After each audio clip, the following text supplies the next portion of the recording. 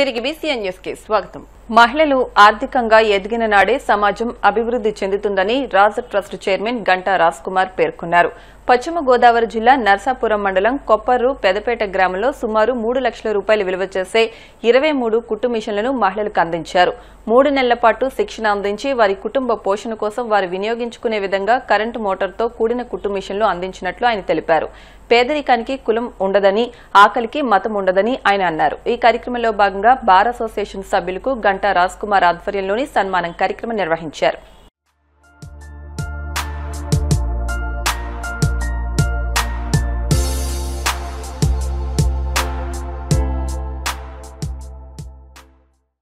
మహిళలు ఆర్థికంగా నిలబడాలని మాకు రాజ్ ట్రస్ట్ యొక్క ముఖ్య ఉద్దేశం. మాకు నినాదం ఏంటంటే పేదరికానికి కులం ఉండదు, అదేవిధంగా కులాలకి అతీతంగా రాజ్ ట్రస్ట్ అనే కార్యక్రమం, మా యొక్క ట్రస్ట్ కులాలకు అతీతంగా, మతాలకు అతీతంగా ఎక్కడైతే ఆర్థికంగా ఆడబిడ్డలు ఇబ్బంది పడుతున్నారో ఆ ప్రాంతాలకి వారికి 2 నుంచి 3 నెలలు ట్రైనింగ్ ఇచ్చి వాళ్ళకి ఉచితంగా కుట్టు మిషన్ని ఇవ్వడం మా యొక్క ట్రస్ట్ యొక్క ముఖ్య ఉద్దేశం. ఈ సంవత్సరం ఇంచుమించు 2000 కుట్టు మిషన్లు 3 రాష్ట్రాల్లో పంచడం జరిగింది. అదేవిధంగా మీ యొక్క నర్సాపురం నియోజకవర్గంలో ఇప్పుడు 3 సెంటర్లు ఆల్రెడీ రన్ అవుతున్నాయి. ఇది మొదటి సెంటర్. ఈ యొక్క సంవత్సరం, వచ్చే సంవత్సరం నియోజకవర్గంలో ప్రతి గ్రామంలో కూడా రాజు ట్రస్ట్ తరఫున ఉచిత కుట్టు మిషన్ సెంటర్ ఏర్పాటు చేసి ఆర్థికంగా వెనకబడిన ఆడబిడ్డలకు ఉచితంగా కుట్టు మిషన్ ఇవ్వాలన్నదే రాజు ట్రస్ట్ యొక్క ముఖ్య ఉద్దేశం. ఆ ఉద్దేశం మేము పురస్కరించుకుని ఏ గ్రామంలో అయితే ఆడబిడ్డలు ఆర్థికంగా వెనుకబడి ఉన్నారో వాళ్ళందరికీ లిస్ట్ అవుట్ చేసి లోకల్ ఉన్న నాయకులు, లోకల్ ఉన్న మా యొక్క ట్రస్ట్ యొక్క కార్యకర్తలు, వాలంటీర్స్ వారి యొక్క సహాయం తీసుకుని ఆ ప్రాంతాల్లో కుట్టు మిషన్ సెంటర్ ఏర్పాటు చేసి 3 నెలలు వారికి ట్రైనింగ్ ఇచ్చిన తర్వాత ఉచితంగా కుట్టు మిషన్ ఇవ్వడం అన్న కార్యక్రమాన్ని మేము ఏర్పాటు చేసుకున్నాము. విజయవంతంగా ఇప్పటి నుండి వచ్చే సంవత్సరం ఈ రోజు వరకు ఇంకొక 1500 కుట్టు మిషన్లు ఇవ్వాలనే సంకల్పం. కొరకోటి వెంకట సుబ్బారావు వర్ధంతి సందర్భంగా ఆయన కుమారుడు పండు ఆధ్వర్యంలో నిడదవోలు చల్ల సుశీలమ్మ వృద్ధాశ్రమంలో వృద్ధులకు అన్నప్రసాదం అందించడం అభినందనీయమని ఉండి మండలం కలిగొట్ల 6 గ్రామాల ఎంపీటీసీ సభ్యులు మానవతా స్వచ్ఛంద సేవా సంస్థ ఉండి మండల చైర్మన్ రుద్రరాజు యువరాజు అన్నారు. పశ్చిమ గోదావరి జిల్లా ఉండి మండలం 6 గ్రామానికి చెందిన కోరకోటి పండు తన కుటుంబ సభ్యులతో ఈ కార్యక్రమం నిర్వహించారు. ఆశ్రమానికి అవసరమైన వంట పాత్రలు, పెద్ద గ్యాస్ స్టవ్, డస్ట్బిన్లు తదితర సామాగ్రి అందజేశారు. ఉండి మండలం మానవతా సంస్థ ప్రెసిడెంట్ డాక్టర్ గాజరాజు రంగరాజు మాట్లాడుతూ సేవ చేయడానికి మంచి మనసు ఉంటే చాలని పండును అభినందించారు. ఈ కార్యక్రమంలో నిర్వాహకురాలు డాక్టర్ చర్ల మృదుల, కోరకోటి పండు కుటుంబ సభ్యులు తదితరులు పాల్గొన్నారు. చాలా ఆనందమైన రోజు. ఎందుకంటే సేవా మార్గంలో ఉన్నవాళ్ళకి సహాయం చేస్తే ఇంకా ఉత్సాహంగా చేస్తాం. ఇవాళ మీరు పట్టుకొని మాకు బాధ్యత కలిగింది. కానీ ఏం చేస్తాం, చాలా సహాయంగా పేదవాడిని పెడతాం. అలాగే మీరందరూ కలిసి వచ్చి ఇలా సమూహికంగా వచ్చారు. చాలా ఆనందంగా ఉంది. మా నాన్నగారు మొదలు మాకు చెప్పింది ఏంటంటే, కోరలు రాజ్యం స్వర్గము కోరను, మోక్షంలో కూడా కోరవు దేవ, దారుణ దుఃఖిత జీవుల కూరిమి కాపాడు మదుకోలేదు. నాకు సుఖం అక్కర్లేదు, రాజ్యం అక్కర్లేదు, ఆ సంపద అక్కర్లేదు, ఏవి అక్కర్లేదు, కానీ పేదవాళ్ళకి మాత్రం అనాథలకి భోజనం పెట్టాలి, అదే నా కోరిక అన్నారు. అలాగే పరోపకారి భక్తుడెవడు వాడే చూడగ వైష్ణవుడు. మనం ఇప్పుడు నేను చేసిన పని నేను చెప్పుకోకూడదు, నా విషయం మీ ఇతరులు చెప్పాలి. మీరు చాలా బాగా చేస్తున్నారమ్మా, ఇతరులు చెప్పినప్పుడు సంతృప్తిగా ఉంటుంది. అలాగే వీళ్ళందరూ కూడా వాళ్ళ విషయాలు చెప్పుకోరు, మనం చెప్తున్నాం మీరు చాలా బాగా చేస్తున్నారమ్మా, చాలా మంచిగా చేస్తున్నారని చెప్పేసి. ప్రస్తుతం నిడదవోల్లో ఉన్నటువంటి మన చర్ల సుశీల వృద్ధాశ్రమంలో ఉన్నాం. ఈరోజు మన ఉండి మండలం 6 గ్రామస్తులైనటువంటి శ్రీ కొరకోటి వెంకట సుబ్బారావు గారి వర్ధంతి సందర్భంగా వాళ్ళ అబ్బాయి, మేము అందరం ముద్దుగా పిలుచుకునే ట్రాక్టర్ పండు మా మిత్రుడు, ఆయన సహకారంతో ఈరోజు వాళ్ళ నాన్నగారి జ్ఞాపకార్థం మనం ఇక్కడ నిడదవోల్లో ఉన్నటువంటి శ్రీ చర్ల సుశీల వృద్ధాశ్రమంలో గత 75 సంవత్సరాలుగా నడపబడుతున్నటువంటి వృద్ధాశ్రమంలో ఈరోజు మన వెంకట సుబ్బారావు గారి జ్ఞాపకార్థం ఇక్కడ వృద్ధులందరికీ కూడా 80 నుంచి 100 మంది ఉంటారు ఇక్కడ. ఆ వృద్ధులందరికీ కూడా భోజన ఏర్పాట్లు చేసి, దాంతోపాటు ఇక్కడ ఏదైతే అవసరాలు ఉన్నాయో దాన్ని కూడా నేను తీరుస్తానని నాకు నా మిత్రుడు చెప్పడంతో, అతనికి తెలియజేయడంతో వెంటనే ఆశ్రమానికి కావాల్సినటువంటి హాట్ బాక్సులు అరేంజ్ చేయడం కానీ, లేదంటే గ్యాస్ పొయ్యి కానీ, తర్వాత ఒక అన్నం వార్చుకునే గిన్నె, దాని తర్వాత కురిపి, దాంతోపాటు ఇక్కడ ఏదైతే పరిసరాలు శుభ్రంగా ఉండడానికి ఉపయోగపడే ఒక డ్రమ్ములు కానీ, ఇవన్నీ అన్నీ కూడా ఏర్పరిచినటువంటి నా మిత్రుడు మన పండుకి అందరి తరపున హృదయపూర్వక అభినందనలు తెలియజేస్తున్నాను. ఏలూరు జిల్లా వ్యాప్తంగా ఖ్యాతిగాంచిన భీమడోలు శ్రీమన్ మహాగణపతి నవరాత్రి ఉత్సవాలు ఆదివారం నిర్వహించిన అన్న సమారాధన కార్యక్రమంతో ముగిశాయి. భీమడోలు గణపతి సెంటర్లోని శ్రీమన్ మహాగణపతి ఆలయం వద్ద భారీ అన్న సమారాధన కార్యక్రమం చేపట్టగా భీమడోలు పరిసర ప్రాంతాలకు చెందిన భక్తులు హాజరై స్వామివారి అన్న ప్రసాదాన్ని స్వీకరించారు. భక్తులకు ఎటువంటి ఇబ్బందులు తలెత్తకుండా ఆలయ చైర్మన్ దత్తాడ శ్రీనివాసరాజు పర్యవేక్షణలో నిర్వాహకులు తగిన ఏర్పాట్లు చేశారు. ఈ సందర్భంగా కమిటీ సభ్యులు తుమ్మల ఉమామహేశ్వరరావు మాట్లాడుతూ భక్తులు కోరిన కోరికలు తీర్చే కొంగు బంగారంగా శ్రీమన్ మహాగణపతి పూజలు అందుకుంటున్నారని 61వ గణపతి నవరాత్రి ఉత్సవాలు శాస్త్రోక్తంగా వైభవంగా జరిపించినట్లు పేర్కొన్నారు. శ్రీ మన్మహాగణపతి స్వామి వారి నవరాత్రి ఉత్సవాలు ప్రారంభించి ఈ సంవత్సరానికి 61 సంవత్సరాలు. గత 61 సంవత్సరాల నుండి కూడా ఈ మన్మహాగణపతి స్వామి వారి నవరాత్రులు ఎంతో ఘనంగా భీమడోలు గ్రామంలో నిర్వహించడం జరుగుతుంది. అలాగే ఆ సమర్పించుకుని 9 రోజులు కూడా స్వామివారికి ప్రత్యేకమైన పూజలు, అలాగే ఇక్కడ నవరాత్రులందు కూడా ప్రతిరోజు స్వామివారికి ప్రత్యేకమైన రంగులు మార్చి ఏ రోజు ఆ రంగులు ఆ స్వామివారిని దర్శింపజేసేలాగా అదొకటి ప్రత్యేకత. ఇక్కడ నాకున్న నమ్మకం ఏంటంటే మా స్వామి మా గ్రామం కానివ్వండి, మా మండలం కానివ్వండి, అలాగే జిల్లా రాష్ట్రం కూడా ఉండేటువంటి ప్రజలు అందరూ కూడా సుఖ సంతోషాలతో ఉంటారని నమ్ముతూ ఈ స్వామి చాలా మహిమగల స్వామి కాబట్టి ఈ రకంగా చక్కటి కార్యక్రమాలు జరుగుతూ ఉన్నాయి. ఇప్పటికీ 61 సంవత్సరాల నుండి మరి మన్మహాగణపతి ఎల్లవేళ్ల తోడేయండి భక్తులందరినీ ఎల్లవేళ్ల కాపాడి రక్షించి శ్రీ సంపదలు అష్టైశ్వర్యాలు ఇచ్చి కాపాడాలని చెప్పి కోరి ప్రార్థిస్తూ కడప నగర శివార్లోని చెర్లోపల్లి ప్రాంతంలో నెలకొన్న సమస్యల పరిష్కారం కోసం దశల వారీగా పోరాటాలు నిర్వహించనున్నట్లు సిపిఎం కడప నగర కార్యదర్శి రామ్మోహన్ తెలిపారు. చెర్లోపల్లి లేఅవుట్లో ఉన్న సమస్యలు పరిష్కారం చేయాలని అధికారులకు వినతి పత్రాలు ఇచ్చిన రెవెన్యూ హౌసింగ్ అధికారులు తమ పరిధిలో లేదని, కార్పొరేషన్ అధికారులు తమకు సంబంధించిన అంశం కాదని, హౌసింగ్ అధికారుల నిర్లక్ష్యంతో వాయిదాలు వేయడం తగదన్నారు. కాలనీ ఏర్పడి 17 సంవత్సరాలైనప్పటికీ ఇప్పటి వరకు మౌలిక సదుపాయాలు కల్పించడంలో ఘోరంగా విఫలమయ్యారన్నారు. వర్షం వస్తే ప్రజలు కాలనీలోకి వంక దాటుకుని వెళ్లాల్సిన పరిస్థితి ఉందని, అక్కడ రహదారి నిర్మించాలని కోరుతున్నా స్పందించడం లేదని ఆగ్రహం వ్యక్తం చేశారు. శివారు పరిధిలో ఉన్నటువంటి చెర్లోపల్లి సమస్యల పరిష్కారం కోసం గతంలో అనేక సార్లు అధికారులకి, ప్రజాప్రతినిధులకి విజ్ఞప్తి చేశాం. గత 6 నెలలుగా రహదారి సమస్యను పరిష్కరించాలని విజ్ఞప్తి చేసినా స్పందించని కారణంగా సిపిఎం పార్టీ పెద్ద ఎత్తున పోరాటం చేయాలని నిర్ణయించింది. అందులో భాగంగా ఈ నెల 15వ తేదీ నుంచి 22వ తేదీ వరకు చెర్లోపల్లి సమస్యల మీద ప్రత్యేక కార్యాచరణ రూపొందించి భవిష్యత్తులో పోరాటం కొనసాగించాలని చెప్పి అనుకుంటున్నాం.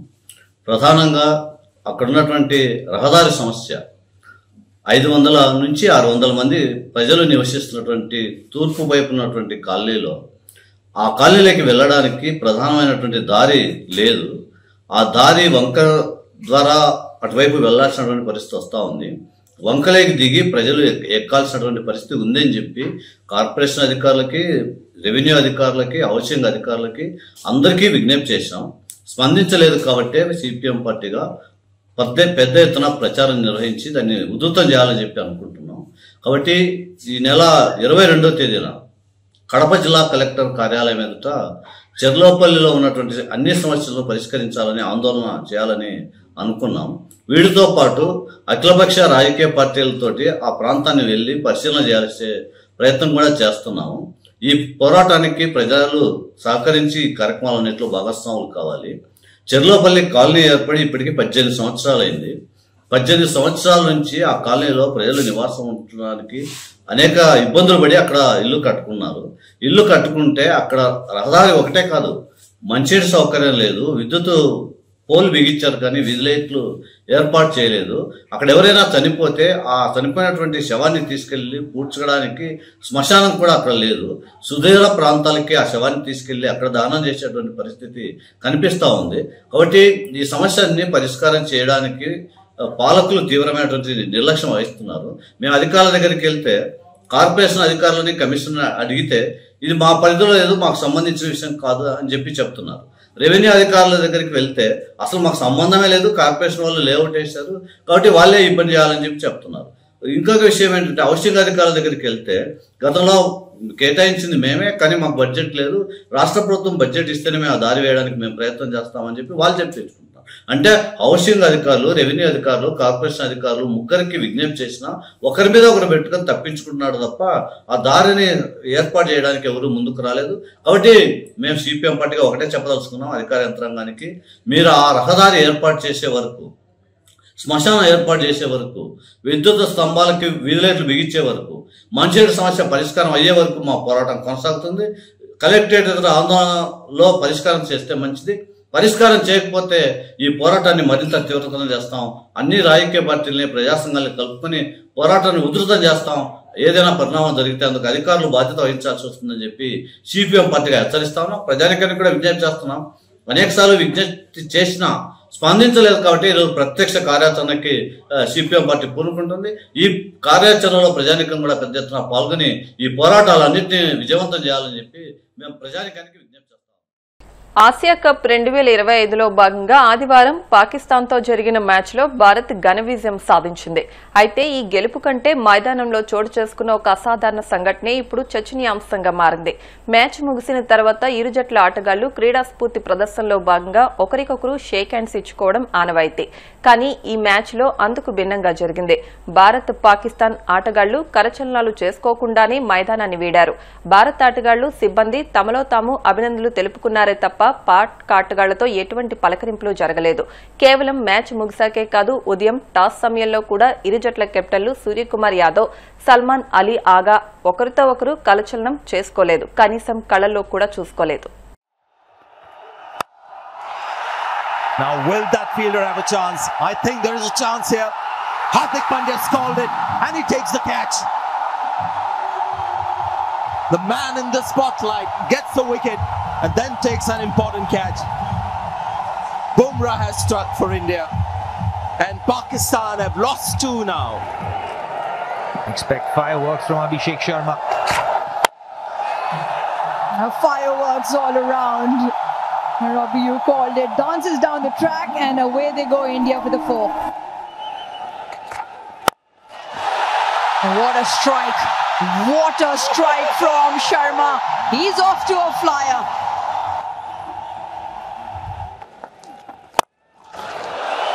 Smashed down the ground. And Gill picks up 4.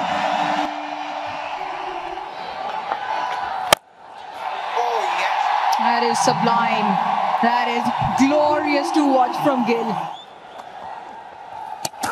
Oh, he's got him!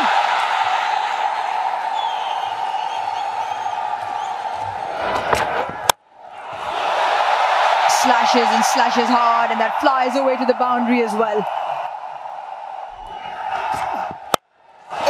Oh, that's picked up. It's got the vertical miles and the horizontal ones. Lands in the stands for another 6. There he goes, the big man with the big one. That's huge. That's massive. Well, he's gone for it. It's a big one. And it's long as well. What a way to finish this match. Suryakumar Yadav moves on to 47 not out. India once again have made short work of Pakistan. And now in the last 14 T20 internationals, India have won 11 of the 14. So sheer dominance over Pakistan in recent times.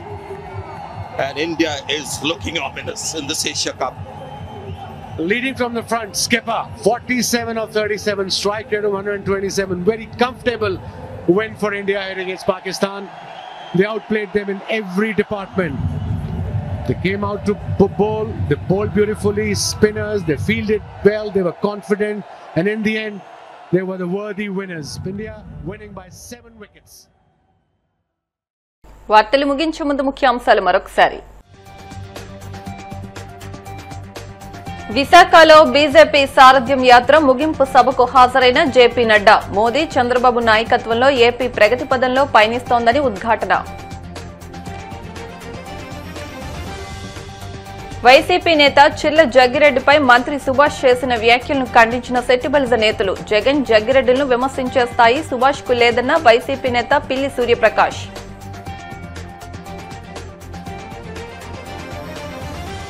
Vadapalli Venkanna ఆలయంలో ప్రత్యేక పూజలు. మంగళ వాయిద్యాల నడుమ శ్రీ స్వామి అమ్మవార్లకు మేలుకొలుపు సేవ, ఈశ్వరి లక్ష్మీ హోమం.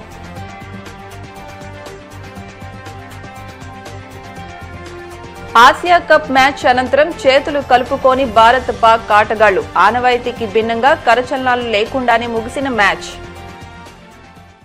ఈ వార్తలు ఇంతటితో సమాప్తం. మరిన్ని వార్తల కోసం BCN digital YouTube channel, Facebook page ను ఫాలో అవ్వండి. అప్డేట్ వార్తల కోసం ప్లీజ్ సబ్స్క్రైబ్.